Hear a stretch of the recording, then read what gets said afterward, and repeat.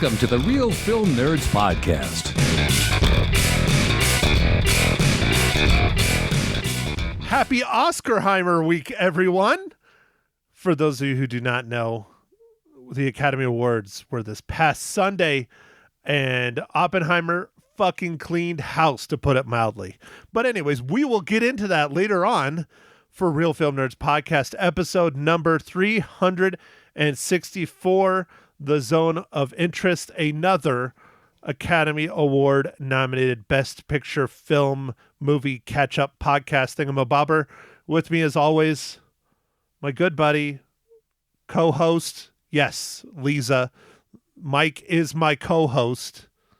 God, that's an inside joke. Not really, but kind of. Okay, yes, co-host it is. Mike, how are you, sir? Did you watch the Academy Awards? I did not get a chance to watch the Academy Awards. You know, it's past my bedtime, Matt. You know, we talk about my bedtime a lot on the show or on the pod, and it's true. I go to bed early, and I live out on the East Coast, so the Eastern time zone, man. This stuff's on super late, man. I guess they delay it for you guys, though, right? The West? Or did you watch it live, man? I watched it kind of live. I recorded it and then fast-forwarded through commercials and speeches, but it started at 4 o'clock in the afternoon here. Yeah, see? 4 o'clock. So that would have been 7 o'clock your time, because you had the time change on Sunday. Yeah, on top of that, we had the time change. Those poor actors, they had to deal with that too. Everyone had to deal with that, except for Arizona and Hawaii and I think the territories. Yeah, well, dude, it just means that they were drunker. Yeah, I guess. I don't know. They were looking at their packet, right? Don't they get some sort of like, you're going to the Oscars, here's your like package or whatever, and they give them like all these expensive gifts? Yeah, I think that's only certain celebrities, and that's in like a private room in the back, and okay. It's next to the hand job room. Yes. Yeah. You always get that one mixed up, Mike. Yeah. You go get your package, and then you go to the hand job room and get your package worked over. Gotcha. That's true. You don't want you can't screw up the happy ending order. So, all right, before we get into this super serious, very incredible film, let's touch a little bit more about the Academy Awards for 2024. We won't go too in depth on this because if you want to watch them, look up the stats. I think it's personally one of the best performances they've had of the awards show in multiple years. It was nice having Jimmy Kimmel on there. He didn't get too political. He got pretty political at a few times, which was fun, making fun of Trump and things like that. But they weren't too bad or risque. The speeches, actually, I found out later after the fact, they had talks with all the nominees that they needed to tighten up their speeches and not try and get too political, and it worked because there wasn't a whole lot of it, and the speeches really weren't super long. Shout out to Robert Downey Jr.'s speech. He probably had one of the best ones I've ever seen. Nominated 4 times, and he finally won his Academy Award on his 4th one. And well-deserved. I thought he did a great job. But Oppenheimer won 7. I don't know how many Poor Things got, but it got more than it should have. Emma Stone did a fantastic job, but I still am kind of upset because a film that I thought was up there next to Oppenheimer was not Poor Things. It was Killers of the Flower Moon, and it got snubbed. It did not get one frickin' award. Yeah, no, a lot of things kind of got snubbed. Maestro is another one. Yeah, Maestro got snubbed. I was surprised makeup. Although I haven't seen Poor Things, Matt, was the makeup on the same level as Maestro? No. I mean, no. I think the makeup was better on Maestro. There was some pretty hardcore makeup in Poor Things, specifically Willem Dafoe.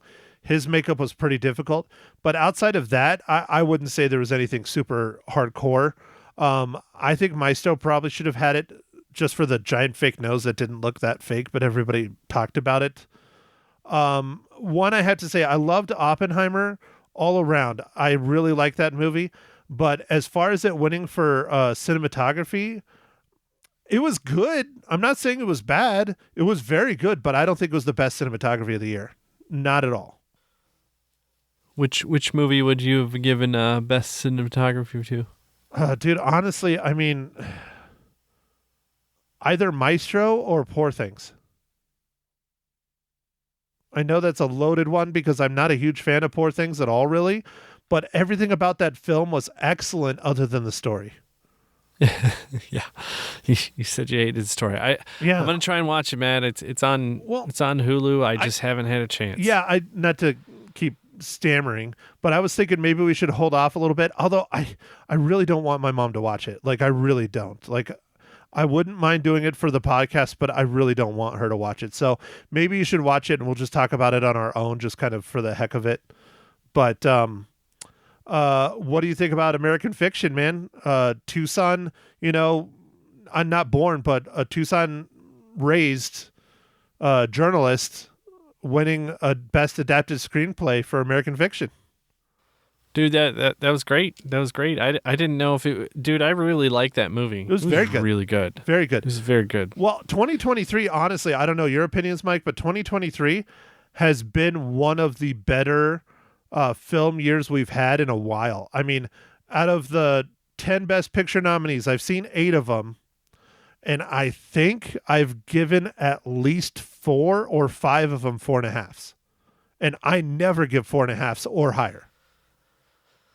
Yeah, no, that movie was great, man. So I'm glad it got some recognition. I know it was pretty much just Oppenheimer kind of getting everything. So Oppenheimer and Poor Things dominated, and I think Killers of the Flower Moon, I gave that, I believe, a 4.5. I think that was on the level of Oppenheimer. I thought it was better than Poor Things. But The Holdovers, I really, really liked. I know you haven't watched that yet, but that's really good. A lot of these films, American Fiction, I don't know if I gave that a 4.5 or a 4, but I really liked American Fiction as well. Everybody got at least a little something. But the film this is a good segue. The film that I was really, really worried about, but it did it. It got a big nod. Best International Feature, The Zone of Interest, the film we're talking about today. And sound. And as right? you know, yes, best sound. Yep. And it deserved that one by far. I wasn't sure about the International Feature. They had some stiff competition, but they got it, and well deserved, because as we roll into our review of The Zone of Interest, this film is terrible. It's horrible. It's terrifying. It's dramatic. And that's the point. It is fantastic. All right. So, well, I guess with that, dude, should I just go into the give us the breakdown, rundown? Mike? Let's do it. All right. So, Zone of Interest was directed by Jonathan Glazer. It was written by Jonathan Glazer and based on a novel by Martin Amis. And the movie is starring Christian Friedel, Sandra Holler, Johan Kartas, Louis Noah Witt, and an Auschwitz commandant. Rudolf Haas and his wife Hedwig strive to build a dream life for their family in the house and a garden beside the camp. Okay, Mike, so I think I already gave my first impressions. What's yours?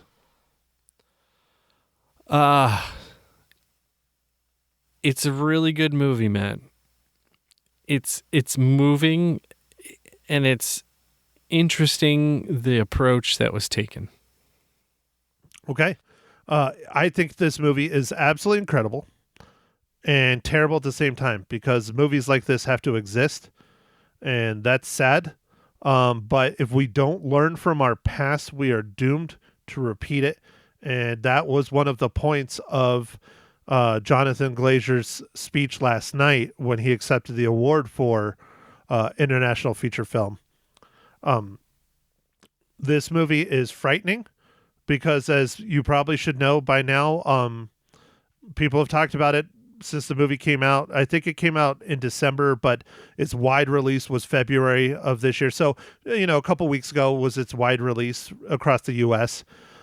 You never truly see the terror and the horrors and the shock factor that's going on the other side of the wall in Auschwitz, which is a completely different take that most filmmakers have done for Holocaust-type inspired films like Schindler's List or even Saving Private Ryan, The Boy in the Striped Pajamas, stuff like that. They specifically have the shock and the horror to show how awful this, time period was and what the Germans really, and the Nazis, not Germans, but what the Nazis did to an entire race and religion. And it's horrible. Oh yeah. No, it was, whew, man, it's super intense in such an interesting way, Matt. And the sound, and I'm glad they won for their sound. Like, the sound of this movie was amazing. If they wouldn't have won Best Sound, I would have protested. I would have been really mad because it's insane, especially if you dig into it. Did you look into any of the trivia on it? No, but it was so amazing. I was like, holy crap, man. Like, it's like disturbing at the same time, but it added so much. It was like a character of the movie. Like, I think you even said that. Yeah. Oh, it is. It's definitely a big character in this film. So I'll do a little bit of trivia. I don't think it's too many spoilers, but so the sound design, specifically the sound outside of the walls, not the things that the actors were doing and saying, they spent, I think, 2 or 3 years going around Europe recording actual sounds. So, like, some of the screaming and yelling and fighting and gunshots, all of it is real stuff that really is going on. So, like, someone screaming and yelling is, like, for instance, possibly a drunk guy walking down the street. So okay. it's Interesting. It's pretty wild that's how they did the sound. Dude, that is really wild. But I mean, I guess it's cool that it's authentic. But man, so much time. Oh yeah, like years. They put a lot of time into this. One thing that's really interesting about this film as well, you alluded to it earlier, is that it is based on a novel. The novel is actually a fiction novel. The people that are named in the novel are not real people, and so one of the I don't know if it was a writer or producer or what, spent a very long time, including the director, because I think it was just the director, Jonathan Glazer, that adapted the screenplay, but yet also did the directing. He must have had some production people helping him out as well, but they basically tried to make it historical. So, like, that's why they, named, like, Rudolf Haas as the main character and his wife Hedwig and the kids, and those are all real people. And in the novel, they're all fictional. It's not truly based on Auschwitz or anything like that. It's loosely kind of, but the stories are very true. Now, this film, everything that happens in it supposedly is exaggerated to a lot of levels because they don't have a whole lot of, things down on the actual stories. But if you listen to historians and stuff talk about it, they're like, they knocked it out of the park historically. Like, this is exactly what it would have been like. Wow. I don't know, man. It was very gripping, but it's hard to watch. It's just because it's just a lot. It's terrifying, dude. It's just terrifying. Just especially since this family is being raised in the shadow of all these incredibly horrible atrocities, and these children are hearing it. Oh yeah, no, it was well, I think, Matt, I'll get us to our next segment with spoilers because I didn't want to spoil anything. Well, I don't know. I mean, it's historically based to a degree, but this movie's fiction but nonfiction at the same time. It's kind of weird like that. And I'll get into that example because it's at the end of the film. But yeah, go ahead, Mike. Let's get to your segments, please, sir. Okay. All right. So Matt, what are you drinking this fine morning, evening, afternoon?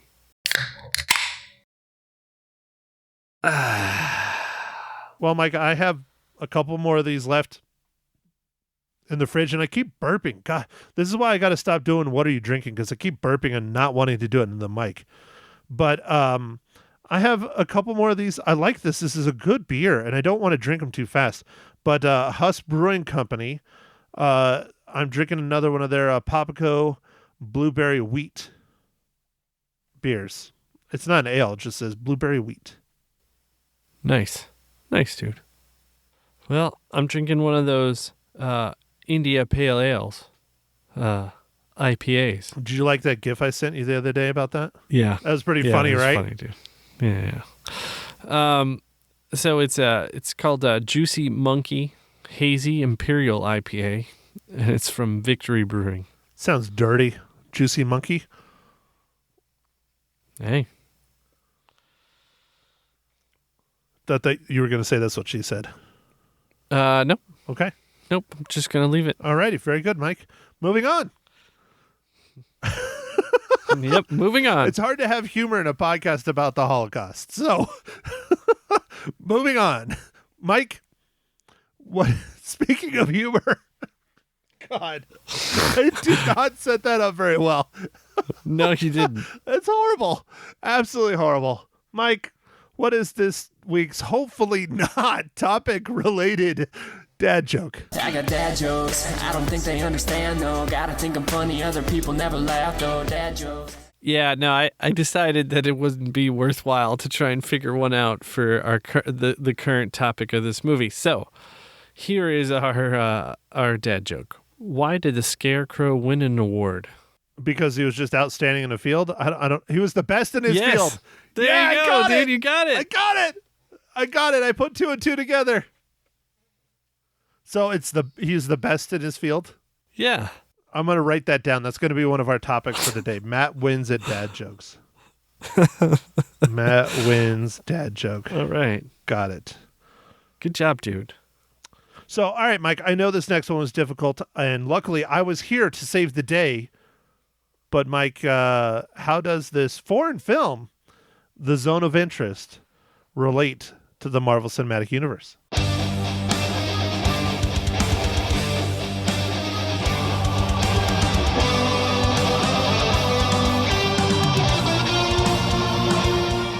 All right, Matt. Yes, with your assist, I was able to come up with somebody who relates to the MCU. I was worried on this one, Matt. I was really worried. Not very many people in this movie, but luckily Matt came through, and we found Dominic Watton, who was second unit director on this movie and was a assistant producer on Captain America: Civil War. So, yeah, I don't know if I can really take credit because I just clicked on a link faster than you did, but I'll own it. I'll own it, Mike. But yeah, this film, it's a foreign film. It's foreign actors. Jonathan Glazer is Scottish. I don't know. That sounds right. Yeah, I think he's Scottish. He's definitely from the UK. The film is from the UK. I thought it was going to be under the banner of maybe like Germany or Poland, but maybe it's just because the director is from the UK, and that's probably where they filmed a lot of the scenes that were not at Auschwitz. I'm not sure where they built the sets, but anyways, I'm not going to get too crazy into that. Mike, we are now into our spoiler section per usual. And you wanted to spoil it, so go for it, man. Well, we get introduced to these characters, and they're making the best of their life with the situation they have, and in some ways are enjoying some of the stuff. And they're the Hedwig, the Wife. the wife, The commandant's wife. his mom, mom comes to stay and I guess help out at the house or something. I think she was just visiting and seeing how well her Yeah. daughter was doing Yeah. and the grandkids and that kind of stuff. Yeah. She's visiting, and she like can't handle it. like what's going on, and like you see her kind of like falling apart, like in the movie, and I thought that was really, really good storytelling, because she just never does she say anything really, but it's just you see her sometimes, and like there's a part where she was just like passed out drunk, like because she just couldn't handle it, like it was. And then she leaves, and there's a note, and we never know what's on the note. And then her daughter takes it and burns it. Yeah, it's interesting because she didn't even tell anyone. Like, she literally just was at her wit's end and left in the middle of the night. She was just like, fuck this, I'm out. And Hedwig, on the flip side, I don't want to say is embracing what's going on, because she's not. I think she's ignoring it, but she's definitely embracing the fruits of her husband's labor. How's that? That It's a nice house. It's a nice garden. They have a pool. They're going on little trips down to the river. They're living a normal-ish, well-off person's life. Like, for that time period, they're clearly very well off, and that's what they're doing in the shadow of this horrible atrocity, and she's just trying to turn a blind eye to it. Yeah. I wonder if that's what was messing with her mom even more than just the atrocities, is the fact that her daughter is just kind of like, well, I love my new fur coat, fuck it, Yeah. I think some of that, yeah, for sure. I mean, I'm just snowballing here. I don't know the truth. Yeah. But like in the night when the room lights up and it's like the furnaces, yeah, like, dude, like, dude, I'm getting fucking chills just thinking about it. So do you still have your Bose surround sound, right? Yeah. Did you have it pretty cranked up for this? Well, so I wasn't able to I have to watch these movies at night when my kids are asleep. So I put on, I have my AirPods Pros or whatever, but they have spatial audio. Yeah.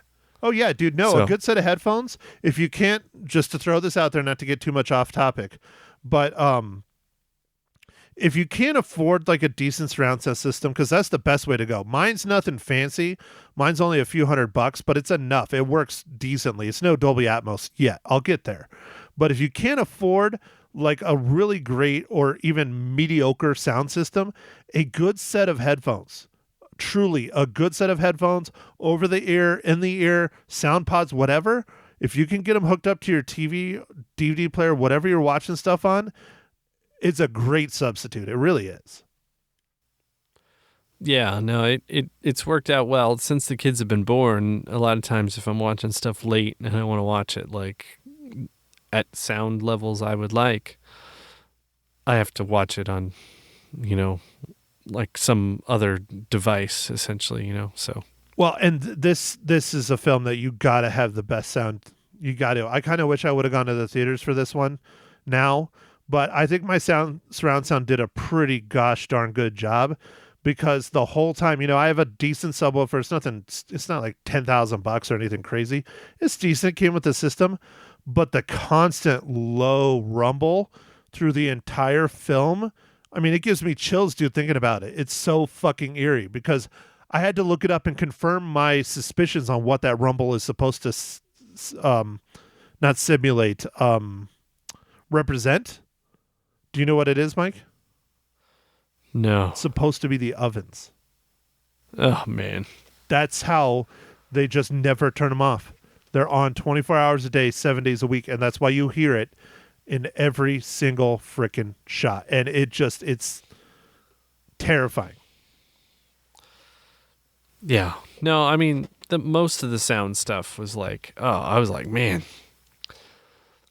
I was like, this movie is, whew, but it's hard to watch, but man, did they do an amazing job on the sound. Yeah. This is one of those ones that it's hard to watch, especially more than once.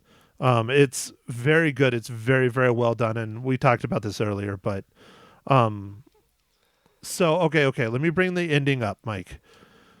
So at the very end of the film, you kind of get this picture of the Commandant Rudolf Haas kind of like gets almost like a vision, I think is what it's supposed to be, of the future and of the atrocities he does.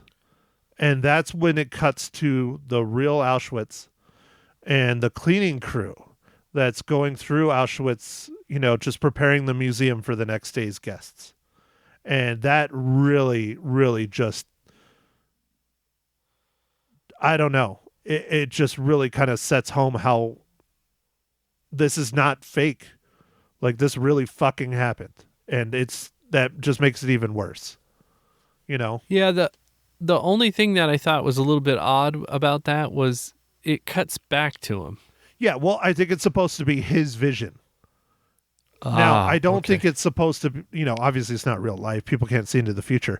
But I believe it's supposed to be him actually seeing that and experiencing that and seeing, I don't want to say the word trophies, but the remnants or the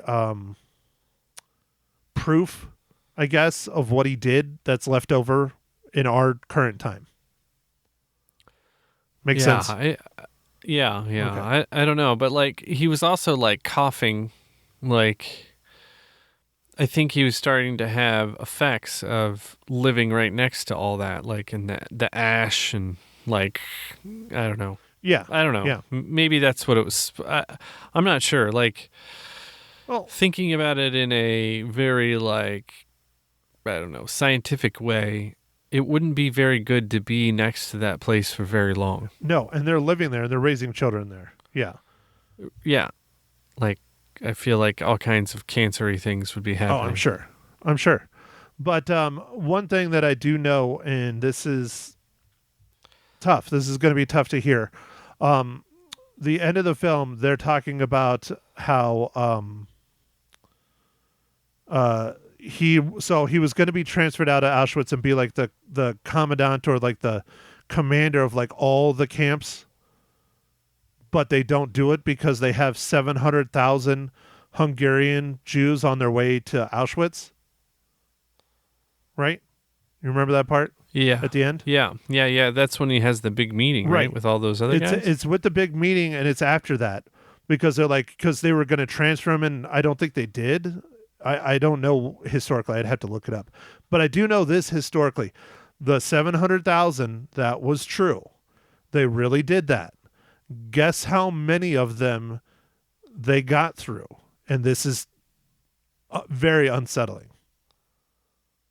I don't know, dude. Like 600? 500,000. Oh, man. In 2 months. In 2 months, they genocided 500,000 people in that one camp. I mean, that is insane. And that is not a story. That is real. And that's, dude, it just makes me sick to my stomach. But that's the thing. People, I watching films and stuff like this is not condoning it. It is learning about it and learning about the past so the mistakes are not made again. And that's why shit like this needs to be made and needs to be watched. And I started the podcast with that, and that's where I'm at now. Oh, man. Yeah. Wow. I mean, it's sickening. It's terrible. It's awful. But if you don't know that shit like this has happened, you're doomed to repeat it. That's proven historically time and time again. So anyways, Mike, anything else you want to add about the Zone of Interest? Should people watch it? Or do you think it's, okay to watch? Or do you think it's too much? Or I think it's not for the faint of heart, personally. You have to know what you're getting into when you're watching this film. You just have to. And if you can't, stomach some of these atrocities, even though you don't see them, I think the imagination makes it even worse. I'd say don't watch it because it's tough. Yeah. I feel like, it's got the syndrome where it shows you just enough to get your imagination going, so it's terrifying. Like, it's even worse. It's like, it's just so, like, Matt, just a quick example in the movie is like the boots. Yep. I was like, oh. Yep. Just that one scene. Yep. It just gets your Yeah. mind going. It does. And that's the thing, your imagination. That's why, it's always good to read novels and books and stuff, or listen to audiobooks and all that stuff, is because the things your imagination does are 100,000 times more than anything people have put, pen to paper on screen. Yeah, just that scene. I mean, there are several scenes in the movie that it's just like, it was so well done because it just felt like it was kind of like a day in the life or a couple weeks. I don't know what the timeline's supposed to be, but like it just felt like a day in the life. But it's like, oh, this is a rough day. If I had to guess, just based on the weather changes, I would say it's probably takes place over at least 9 months, maybe a year, because there's scenes where they're clearly summertime and they're going to the river, and they're going to the lakes and they're swimming in the pools, and then there's time where the pool's frozen and they're walking in snow, especially when he's at like the meetings in Germany and stuff. Yeah. So I think it probably takes place over 9 months, a minimum, probably a year and a half, maybe maximum, if I had to guess. Yeah. Interesting thing about the cinematography, and then we can give our ratings, Mike, because I know you just let out a big yawn. You got to go to bed. Yeah. So they shot this film in a very interesting way as well. Jonathan Glazer put cameras all over the place. Now, they weren't so much like hidden, but they didn't have cameras with crews behind them. And so they were like in the bushes, and you can watch some of the behind the scenes stuff about it. They put them all over the place, and some are more hidden than others and everything, but they were mostly like the small form factors. So they're not like the big honking cinema cameras, but they're still like Reds and stuff. They're still high quality cameras. There's just a lot of them. And then him and the rest of the behind the camera staff and production crew and stuff were in a big trailer watching all the screens. And that's where they were doing their directing and everything from. And the idea behind that was to have it be more almost feel like a play, because there's no one telling you what to do or how to do it or all this. Okay. So, all right, that's interesting. Pretty interesting, right? And it was very successful. I think a lot of the shots in this are very good. Yeah, there was some pretty good shots, man. Yeah, very, very, very good. So, all right, Mike. Well, I know you need to go to bed. I think we could talk about this for a while, but I think we got everything out we wanted to say. It's a incredible movie and a terrible movie at the same time, and it makes you feel something from beginning to end, and that's when you know it is an incredible film. So, Mike, with that said, how many reels do you give The Zone of Interest? So I'm going to give it 4.5 reels. It was really good and awe-inspiring. It's just not the thing that you want to go watch all the time. Yep, Mike, I 100% agree. I give it 4.5 reels. This is another one of the Best Picture nominees that just was amazing. It was truly 2023 was a very good year for film. It really was. Yeah, wow. Yeah, it is a good movie. Yep. It was just it's just tough. Yeah, but it's terrible. It's very difficult. Just like Schindler's List. Incredible movie. Yeah. Killed it at the Academy Awards. Incredibly difficult to watch. Yeah. I think I've only seen Schindler's List maybe twice. Maybe. I think I've seen once and then a part of it. It's brutal. When it first came out, we were quite young. I think we were in middle school, high school, maybe early high school. I think it was early high school. And that was one where I saw snippets of it as it came out on DVD and Blu-ray, not DVD and Blu-ray back then, VHS back then, or on TV snippets. And my mom was like, nope, you can't watch that right now. But then in college and older, I sat down and watched the whole thing all the way through. And it's tough, dude. It's tough. It's an incredible film just like this, but it's difficult to watch. So, all right, Mike, next week, after such a difficult film, I figured we need to watch something more upbeat. Even though it was one of your picks, I agreed to it. Why don't you tell us about Arthur the King? Dude, Arthur the King. It's got Marky Mark in it. Or, I don't even know if anybody remembers that anymore, but Mark Wahlberg used to be in a band called Marky Mark and the Funky Bunch. Look it up. It's fun. Anyway, Mark Wahlberg's character is like competing in some sort of, I don't know, Iron Man type thing. And I think they call it Epic Endurance Race. So it's like Iron Man on steroids. Oh, Iron Man on steroids, huh? Because it's over like multiple countries and hundreds of miles instead of like 50. Okay. Yeah, because, the Iron Man or whatever, that's just lame. That's lame. No, dude, I'm not going to be caught doing any of that shit. So, anyway, Marky Mark is in this, and there is a dog that he stumbles upon during this race, and it ends up being like they run into it again, and it ends up helping them or some way. I'm not exactly sure what exactly, but it looks like it'll be an incredible movie about how people's bond with animals and all that stuff. Kind of a tearjerker movie, I think, but it's gonna be. I think it's gonna be fun. No, I think it's going to be an inspirational film. I think it's going to be a feel-good, inspirational film. And you do know it's based on a true story. Yeah, well, that makes it cooler. Yeah, that makes it even more, amazing. But it has a good cast, man. Mark Wahlberg, Simu Liu, Natalie Emmanuel. I think it'll be a good movie. I'm hoping. We need something a little more uplifting for this next week. And I think this will be it, hopefully.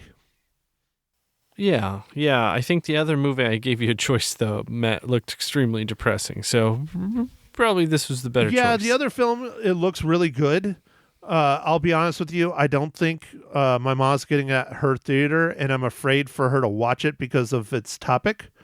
It deals with Alzheimer's, and my mom is having a real hard time with that kind of shit right now, especially after watching Zone of Interest and everything. It really brought up memories of her dad, and that's what he passed away from and stuff. So I don't think that would be a good one for her to watch, but I wouldn't mind watching in the future though anyways.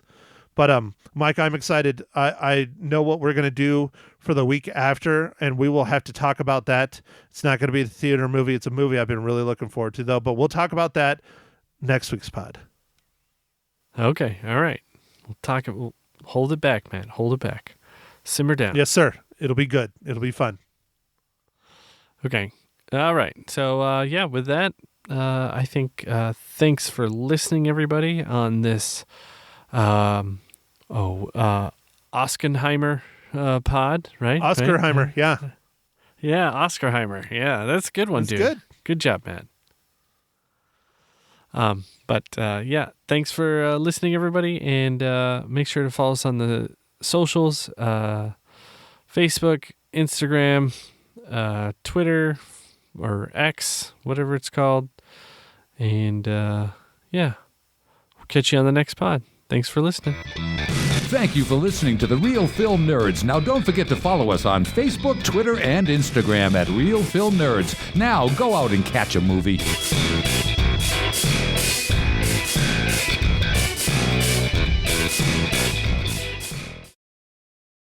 Welcome, everyone, to Ma Hinshaw Loses Her Cookies, episode 54, Zone of Interest. Hi, Matt. How's it going? Why did you say it like that? Because that's how I said it. Why? What? Because you said, I'm crazy? Hi, Matt. How's it going? Like, have you been drinking? Seriously, Mom, how much do you drink? Yes, I had an entire Fanta orange. Yes. I've really been on the sauce. Fanta orange and vodka, or bourbon or gin, or what? Well, that might be tasty with gin, but no, just plain old. Well, it's the stuff in the bottle from Mexico, maybe that's what's wrong. I don't know. Anyway. So it has So- cocaine in it. Oh, good. I hope not. Oh, well, Fentanyl? anyway. We did get it in Bisbee. Well, Frank treated me to a Fanta, and I can't drink the whole thing. So anyway. So in other Okay. words, Frank's dad treated you to a Fanta. There you go. That's where I that believe- money came from. Probably so. Anyway, guys, you have got to go see this movie. It was What's the movie? Zone of Interest. The Zone of Interest. Mm-hmm. Okay. Best Picture nominee for the 2024 Academy Awards, right? Best, I think they said best foreign film. So Which it was a it Best won. Picture nominee for the Right. 2024 Academy Awards. Yes, Right. it won Best International Film. You are correct. But Mhm. the reason why we are reviewing it here on this podcast is because it was a Best Picture nominee. And I've said that. Oh, okay, good. Got that. I've said it yes. multiple times on the radio. I've said it multiple times on the podcast. And I've now said it multiple times on your podcast.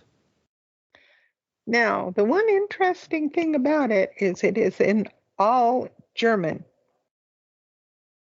That was kind of interesting. Lots of reading to do, but it's well worth it. It was very, very good. And the interesting part to me was that they were conveying the awfulness of Auschwitz without showing bodies and, you know, the ovens and things. It just was very subtle, but very good. I thought it was very good. And I was surprised to think that Hess lived, well, not on the property, because I think they had housing for the people who worked there on Auschwitz proper, but he didn't. He lived outside in a house very near the wall, which is why you could hear gunshots. You could hear the dogs barking at times, and you could see the smoke from the furnaces. And anyone who has a modicum of interest in Auschwitz should watch it. It's just very good. Did you like it, Matt? Of course I did. I think this is a terrible film, but a good film. Yes, it's so sad, and it's the one thing that got me was the fact they kept saying what they had planted gardens outside, and everything was just growing fantastically well. And I'm sitting there going, well, it was probably from the ashes that would float from, you know, the ovens or whatever that would make them grow bigger. It was amazing how big their gardens were and lush and everything. And the children, raising those children right there, oh my goodness.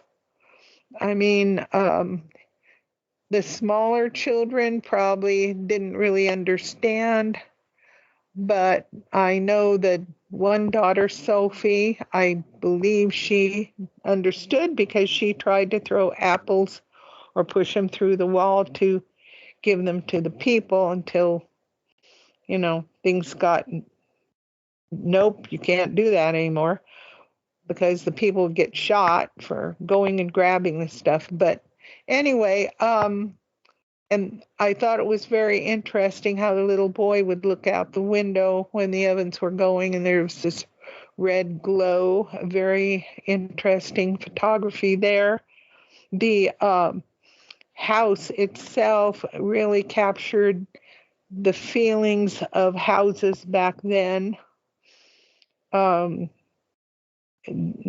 liked it. It was very nice, but they had wooden floors and, clunked around. And they had a worker that would come, I guess you would call her maid, and help with the housing, care of the kids, etc. I mean, this was just a very fascinating look at a gentleman who was in charge for several years at Auschwitz. He was a colonel, correct, Matt? I don't know what his rank was. He was commandant. I know that. Commandant. Okay. Well, anyway, he was really high up and quite in charge for that amount of time. But okay, a couple things. You said there was a worker in the home. I'm pretty sure that was not a worker, and there was more than one. Why do you think the garden was growing so well? Not because of the ash, it's because they had several people tending to it and working it. If you paid attention, there's a scene where there's someone actually working in the garden or maybe outside the garden. I don't remember. And it was one of the people from the camp. And so I think that's most what of the I thought, but I wasn't sure if I wanted to say that. Okay. So yes, it was people from the camp. Yes. And I think the part near their wall was probably, there were 3 parts of Auschwitz, and one of them was they used people to work in a factory or something, making, I don't know, weapons or something. They didn't treat them nicely. Most of them were, starved to death, but at least they were alive versus the other people where they just dropped the people off and gassed them and then, cremated them. And the trains kept coming and coming. It was just a very, very effective movie. And, Okay, so let's see. Let me go back. They did not show any gassing whatsoever. They did not show any cremation whatsoever. They did not show any trains whatsoever. So what are you talking about? History? Well, you could hear the trains. You couldn't see them. You could hear lots of things, Mom. That's the point of the film. Yeah, that's it. There you go. You could hear that. You didn't see the trains, but you could hear it. Yeah. Anyway, I highly suggest you watch it. Very disturbing and very sad, but I think we all need to know if people do not know about Auschwitz and what it was like. And I'm proud of the people who made it, and I'm very glad they won. It was very good. And I'm not sure, did it come out on when they Holocaust, they had one day where they honor the people, the Holocaust and everything. I'm not sure if it was January or February, but anyway. So if this movie came out in 2024, it would not have been in the Academy. Right. That's true. Go ahead. I'm old. Right? No, I am just tired of you talking over me when I'm trying to talk and not letting me finish. Yes, please finish. As I was stating before I was interrupted and talked over, this film officially came out in 2023, or else it would not have been in the 2023 Academy Awards. Yep, and I didn't think of that. My bad. I'm sorry, that is my mistake. Anyway, yes. So I think you will find it very interesting. I'm not sure what I thought about the photography per se, but it was good. And I really felt bad for the children, but they did all right. And there's not much more I can say about it, really. I don't want to say everything, you know. All right. Okay, are you done talking then? Yes. I don't know. Okay, Yeah. so would you recommend people see this film then? I would, if you're not faint of heart and you can handle that. Yes, I would see it. So It what was is very faint of good. heart? A lot of people do Well, not know what that terminology means. if you get really upset with sad things, you know, I don't know if I would go, but if not, I would definitely watch it because it was very good. And that's all I can say. Okay, so you recommend everybody go see it. It's a great film, but a terrible film at the same time. Right. It's sad. Very. Sad doesn't even begin to describe it, but okay. No, not really. Not really. It doesn't. I mean, one of the Mm-mm. most atrocious genocides this planet has ever seen, and it's just sad. It's a lot more than sad. No, it is. It's a lot more than sad. And they give the statistics in the movie of. I did not know that they just. I'm not sure if it was 70,000. I will not quote that, but it says in there that a lot of people from Hungary, and I Okay, so I wasn't talked aware of about that. this on the radio. It was not 70. You're missing a It zero. wasn't. Oh, really? It was Oh my gosh. 700,000 people. That is how they end the film. 700,000? Oh my golly. Oh my golly. No, I thought it said 70. Phew, that's bad. Oh my golly. That's horrific. Yes, it's just horrific. And people need to understand what they did. Can I finish my thought, please? Yes. Because two people cannot talk at once on a podcast, or else no one hears it at all. Okay? Tried to explain that to you before, Mom. So, it was 700,000 people is how they end the film, is that they do not want to transfer him out of Auschwitz because they have 700,000 Hungarian Jews, or I assume most of them were Jews. It could have been other things that, because they didn't just, genocide Jews. They killed a lot more than just Jews. But the bulk of it was the Jewish people. And so they had 700,000 of them that they were transferring, shipping, moving, marching, who knows, from Hungary. And they said, we're not going to transfer you because we have all of them and they need to be taken care of efficiently. According to historical documents and historians and things that I've read and listened to, that is true. That is the way they ended the film, and that is very true. And in 2 months, this was towards the end of the war, in 2 months, they had executed 500,000 of them. In 2 months. Unbelievable. In one camp at Auschwitz. That's just horrible. And that That's is a just historical awful. fact. That is not made up in the film. It's not made up. Yes. Well, I got the number. I thought 70,000 was wrong, but I was wrong. Ugh. Anyway, please do go see this movie. Be very, very interesting and edifying to you. Okay. So, with all that said, how many cookies do you give it? I give it 4.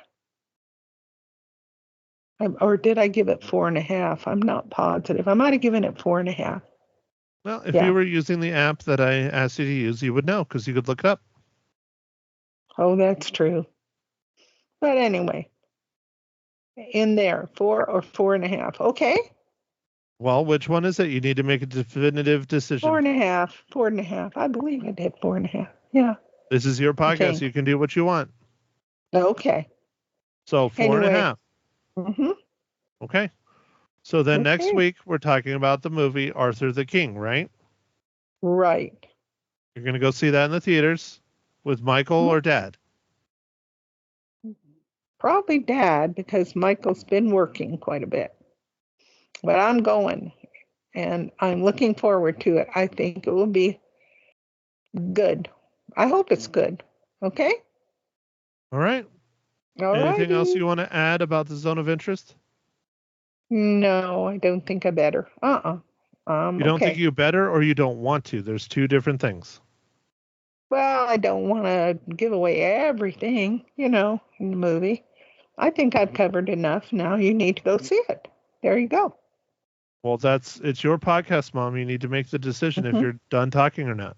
Yes, I am finished. Yes. Okay. Okay. Well, then, thank you everyone for listening to Ma Hinshaw Loses Her Cookies, episode number 54. Next week, Arthur the King, only in theaters, I believe, starring Mark Wahlberg and a puppy. So we will chat with you then. Have a good rest of your week, and definitely go check this film out. It is very good and terrible at the same time. Bye.